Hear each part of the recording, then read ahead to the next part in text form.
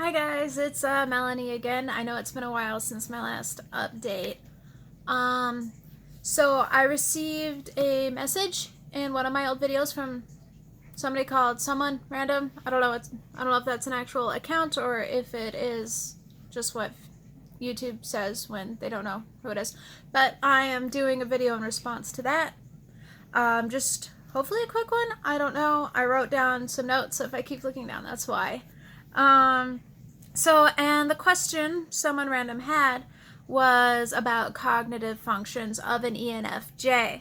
So the basic rundown, so there's 4 primary cognitive functions that we use, and that would be extroverted feeling, introverted intuition, extroverted sensing, and introverted thinking. So that means broad picture, somebody who's very externally focused on people and our own relationships with the people that we are around and our environment and who we're with.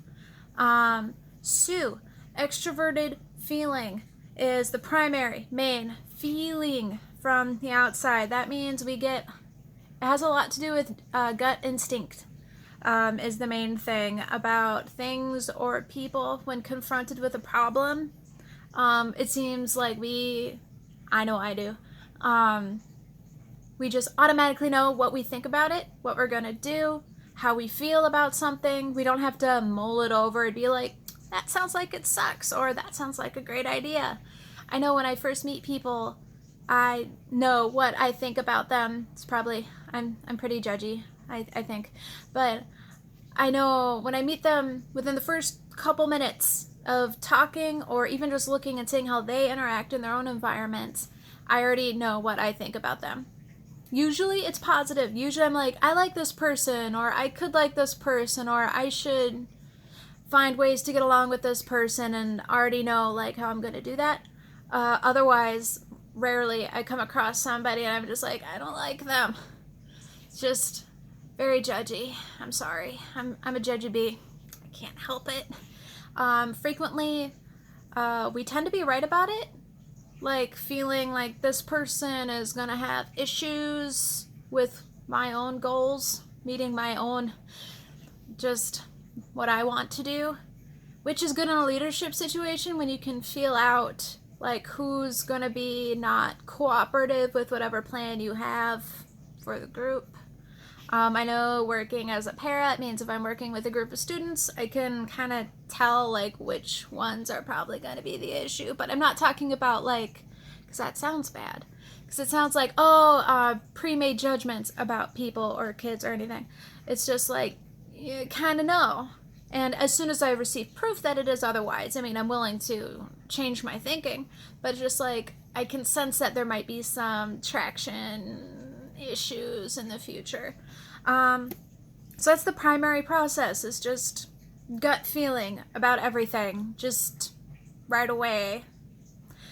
Might not just be me, but I'm pretty sure that's a general ENFJ thing.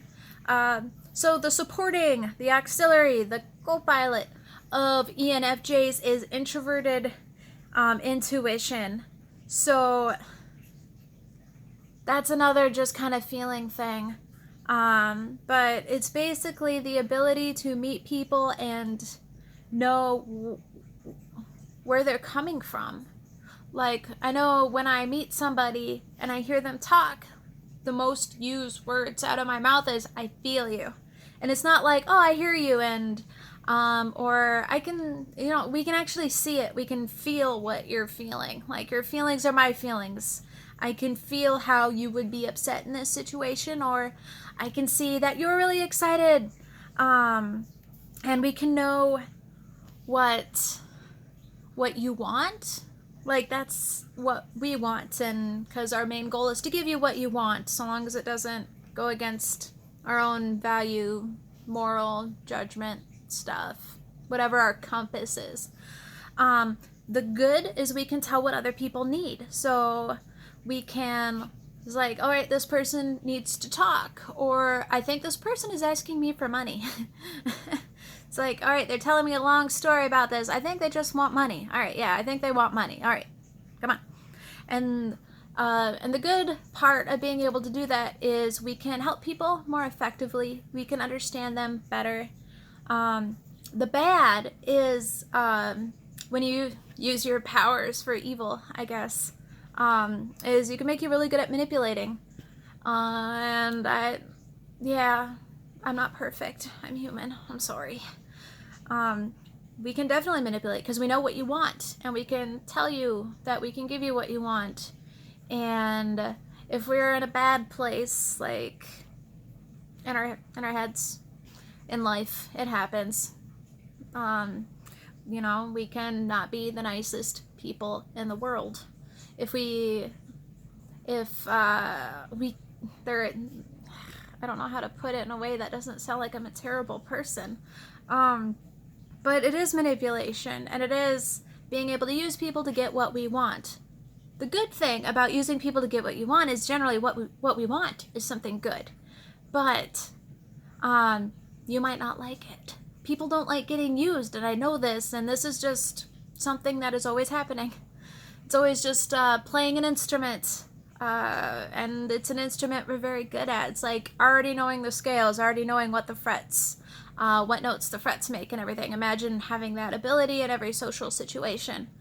You could make beautiful music, which we use that to help people. So it's a good thing, I promise, I think. So our tertiary, I think it's described as like our 10-year-old, so it's not super well developed, is our extroverted sensing. So we're kind of pleasure seekers. Yeah. If ENFJ does not have a very good balance, or doesn't have a very good sense of self, or practice restraint's a hard one, we can lose balance.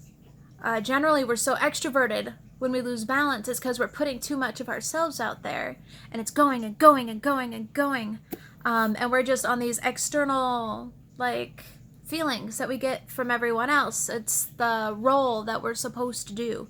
We know our role wherever we are, whether we're in a leadership position or whether we're a following position or if it's at work. We know what we're supposed to do.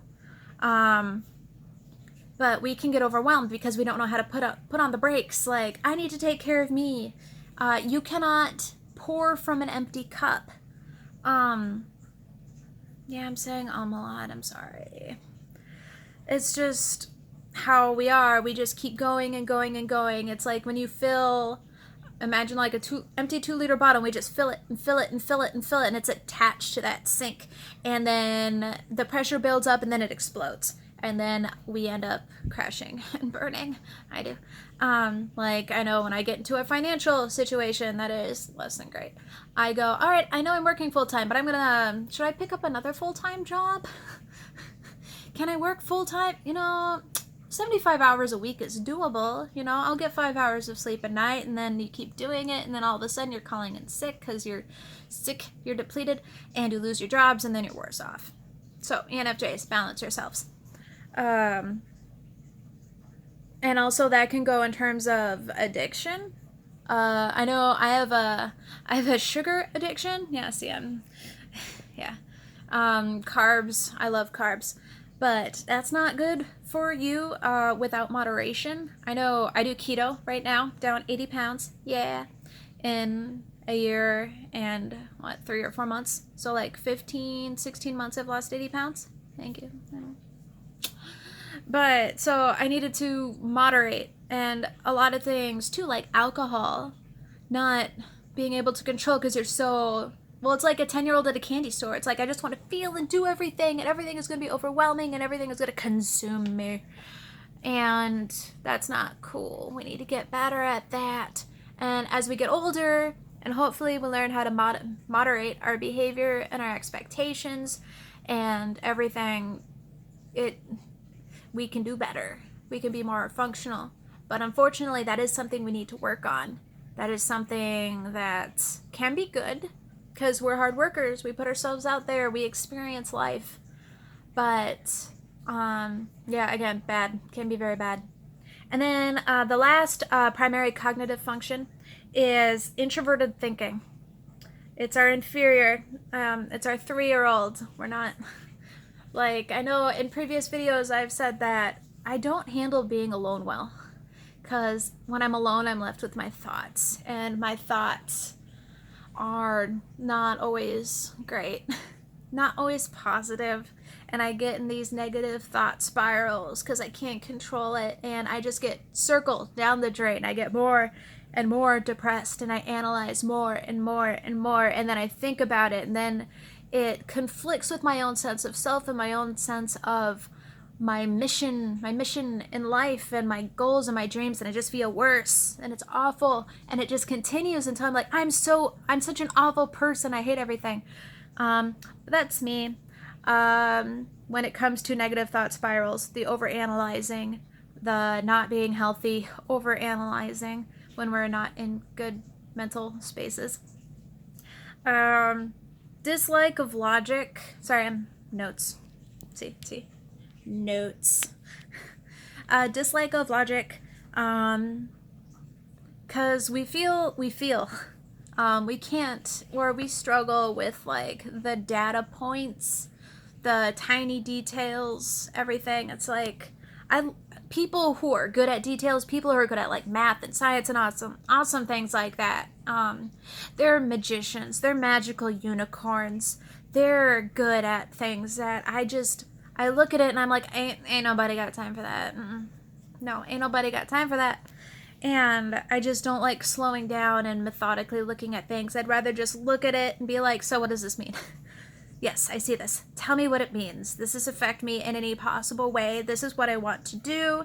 Will this help me, or is this something I need to get over in order to do what I want to do? Like, just tell me. Just tell me. Don't give me, I don't care about the tiny details.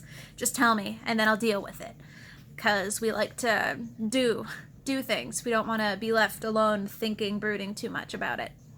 And again, that's our emotional response that we have, because we're not good at the thinkingy stuff. Or at least, to get good at the thinkingy stuff, we have to, like, practice. It is practice. Like, some people have to practice being emotions, or, oh, you should take a step back and see the situation from the other point of view. We're good at that. Not good, me especially, not good at the thinkingy stuff.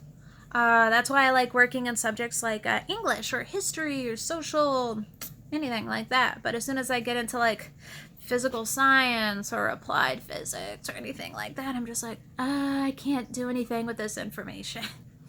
Anything that I am about has nothing to do with this. It's very valuable and I should learn it and I should be good at it.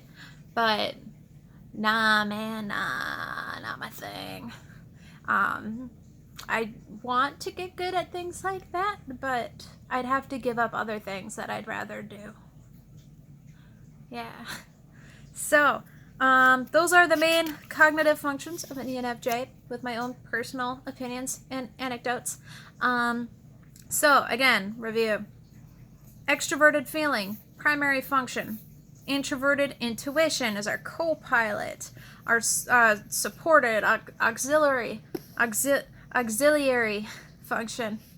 So, tertiary, the not so great, the ones we're not so great at. Extroverted sensing, not good at controlling that.